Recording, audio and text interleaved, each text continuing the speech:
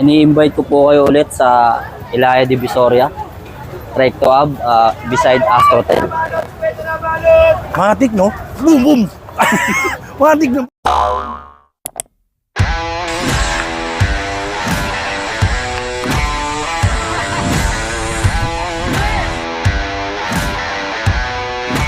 Are you ready?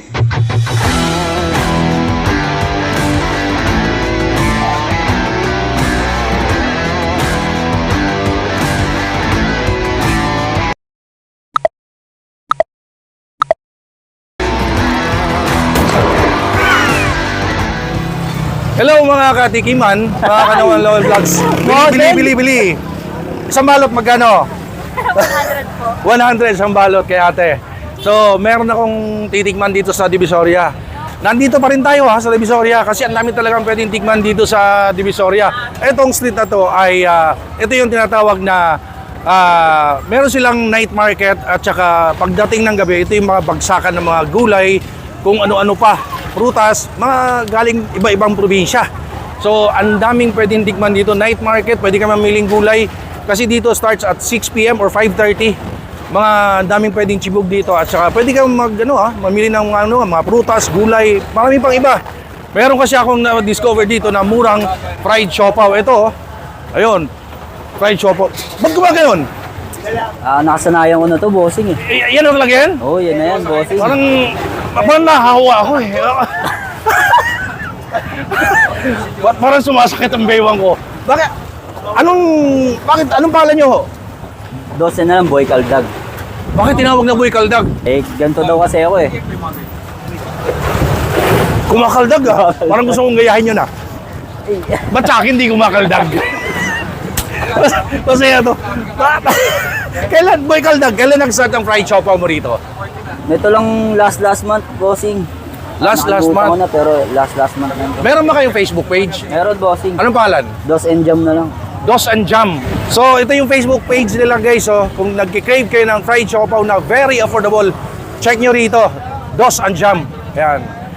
Magkano ba yung fried siopaw mo, Boy Kaldag? 10 pesos lang, 10 bossing. pesos lang? Presyong Divisoria lang. Ano mga flavor? Chicken asado, tsaka pork asado. Chicken asado, pork asado. Parang nahahawa ako. Ganyan ba talaga? Oo, ganito talaga. Ganyan, parang hindi na siya automatic na, gumagano na. Para pag mainit, di na mainit, iinitin mo na lang. Yun! Iba yung linyahan ha. Pag di na mainit, iinitin mo na lang. Invite mo naman sila dito at saka syempre ano address dito ng inyong fried siopaw. In-invite ko nga pala kayo dito sa may Ilaya Divisoria, Recto Ave, beside Astrotel. Sana matikman nyo yung siopaw ko. Ayun! Kaya pala tinawag na Boy Kaldag. Kasi ba't sa akin di kumakaldag? Tsaka parang sumasakit yung baywang eh. So guys, abangan nyo, titikman natin ang fried siopaw na 10 pesos lang ni Boy Kaldag. Again, Divisoria Night Market. Anong street ito? Ilaya Ilaya. Divisoria. Divisoria. Sa kanto lang nito. Ayan o, pinaka-landmark, Angela Building. O, liga, tikman natin yung fried siopaw ni Boy Kaldag. Ayan yung fried siopaw, 10 pesos lang yan. Ito, titikman na natin yung matik, no? Ito na, pag gano'n yung camera, wala nang cue. Yung queuing, wala na. Wala. Pag natapat yung camera sa kanya, gumagano na kaagad. Oo. Oo. Pwede na ba tikman? Pwede na, Ayun. Tingnan natin yung fried siopaw. Ilang flavor ulit ang fried siopaw mo? Dalawa lang, bossing. Isang pork, isang chicken. Isang pork, isang chicken, dalawa lang. So pakita ko sa inyo guys, ito ay 10 pesos na fried siopaw ni Boy Kaldag dito sa Divisoria. Oh. Oh, fairness, madami laman. Ayan pa oh. Oh, tikiman time guys.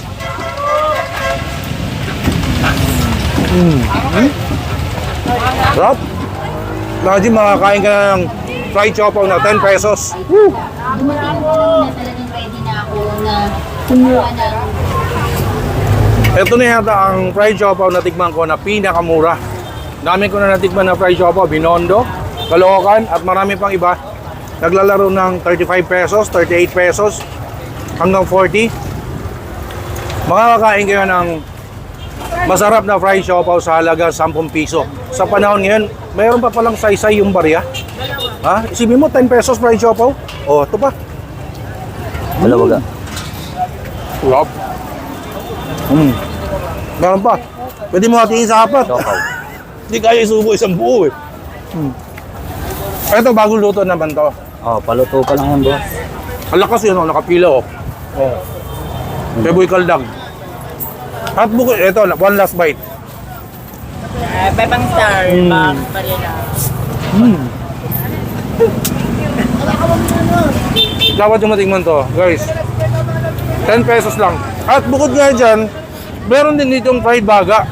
Sa'yo rin ba to? Di sa akin yung bossing, pero sa tsahin ko yan. Napakaganda naman ang tsahin mo. Paano ang tsahin mo? Pwede ba iuwi yan? Pwede yan? Yung fried baga na to, ito ba yung baga na walang bisyo? Walang bisyo yan. Parehas yan ha? Yes, walang tama, walang cake. So ayan yung fried baga. Auntie, tsahin daw eh. Auntie Josa, magkano yung fried baga ito? 20 pesos po yung isang cup. 20? Yes. Mura ita. Baga ni Joga. Baga daw ni Joga. Oh, ito. Ha? So invite mo naman sila dito matikman yung Ayan. baga ni Joga. Dito po sa night market, matitikman niyo po ang isa sa pinakamasarap na baga ni Joga. Sa halagang 20 pesos, malalasap mo ang pinakamasarap na baga ni Joga. Yun no? Tingnan natin, baga ni Joga. Suka. Ito, masarap to oh. Dami sili. Ayun oh. Baga ni Joga. Ayun oh. Habang nagluluto dyan, ito titikman natin ang baga ni Joga. Iba pala to ha, kasi fried siopaw. Fried siopaw. Dito naman sa kabila, fried baga. Masaya talaga dito sa ano? Divisoria, na-miss ko. Divisoria Night Market. Fried siopaw kanina, fried baga ngayon. Tikiman time. Rob? Walang bisyo. Ayan guys, so sili. Fried baga.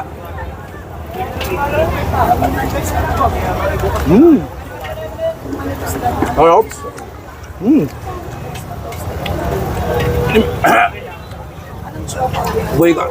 Buhay kaldag. Kumakaldag yung siopaw. Baga ni Joga. Kumakaldag yung lalamunan ko sa sili.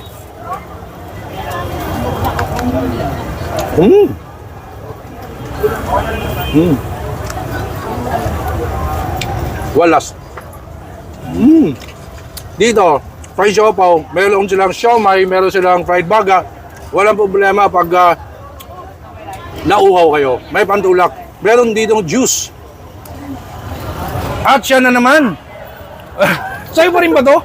Oo, sa amin pa rin po, bossing. So meron kang fried siopaw, sa tsahin mo fried baga, meron ka ditong mga palamig. Malamig. Magkano isa? 10, may 10, may 20. Ano-anong flavor? Calamansi, lemonade, red tea. Calamansi, lemonade, at saka red tea. Eto na, matik na oh. Tingnan natin. Yung ganitong size, magkano? 20 lang dyan, boss. 20 lang oh. Lemonade oh, 20 lang. Sino mo yun? Talagang maraming masarap at mura dito sa Divisoria na talagang ang saya dito kasi pag gabi nga, night market, tapos pwede nga mamili ng wholesale ng mga gulay, iba't ibang probinsya. At the same time, ang daming pwedeng chibog, ang daming pwedeng tikman. Di ba? Tama. Sir, again, invite mo naman sila dito. Ini-invite ko po kayo ulit sa Ilaya Divisoria, Recto Ave, beside Astrotel. Matik, no? Boom, boom! Matik na ba? Pagka tumapat yung camera, wala nang cue. Gumaganon-ganon na kagad. Oh. So guys, ako nagsabi sa inyo, again, ngayon lang ako nakatikim ng, dami ko natikman na fried siopaw eh. Merong 38 pesos, 40 pesos, 35 pesos. Pero, meron pa palang saysay yung ating barya. Yung 10 piso mo, makakain ka ng solid na fried siopaw. Ito, 10 piso lang yan. Boy Kaldag, ano oras kayo open dito? Ano oras kayo open? 5 pa rin, bossing, hanggang 1 a.m. Oh, yun. Haba ng oras. Pag galing nyo sa trabaho, pwede kayong pumunta dito, matikman nyo yung 10 pesos na fried siopaw ni Boy Kaldag at saka yung fried baga ni Joga. Meron ding drinks ni Kaldag. So guys, let's support locals, let's support mga SMEs. Kagaya nito, considered as street food, street vendor dito sa Divisoria. Suportahan naman natin mga kababayan natin nagninegosyo katulad nila. So, ako'y nananawagan sa inyo, puntahan nyo, dapat nyo matikman. Kasi again, 10 pesos fried siopaw, napakamura nun. Please follow me on TikTok, Instagram, Boss. Facebook page, Lowell Vlogs, Food and Travel, and of May course, 10 like, po may comment, benta. share, subscribe dito sa YouTube channel. Saan, boss? Bago magpaalam, bago ko umalis, gusto ko lang mag-thank you sa ating kaibigan. Itong Checkpoint Shoes. Pinadalhan na naman tayo, ayan o. Ganda ng shoes ko, ayan o. Ayan o. Checkpoint Shoes sa Marikina. Gawang Marikina yan. Ang ganda ng quality, very affordable. Napaka-solid ng quality. At suportahan natin ang mga Marikina showmakers dahil ang Marikina nakilala bilang show capital of the Philippines. Check nyo sila sa kanilang Instagram, Wait lang, boss. TikTok, Facebook page, Lazada, Shopee, meron sila. And ito guys, yung kanilang Facebook page, ang Checkpoint Shoes. Tawag guys dyan, napakamurang mga sapatos, ang ganda ng quality. Yun, so again, thank you so much for watching my videos. Thank you guys, stay safe everyone. Have a fried siopaw ni Boy Kaldag, fried baga ni Baga ni Joga, and palamig ni Boy Kaldag. Dito lang yan sa Divisoria. Starts at 6 p.m. hanggang 1 a.m. Thank you guys. Salute sa lahat ng vendors. Gusto nyo rin ba magnegosyo? Alam nyo, masarap sa negosyo, walang limit. Pero syempre, kailangan ng karunungan. So sa Lowell Vlogs, tignan nyo at makita nyo yung iba nating mga Pinoy na nagnenegosyo na. God bless you.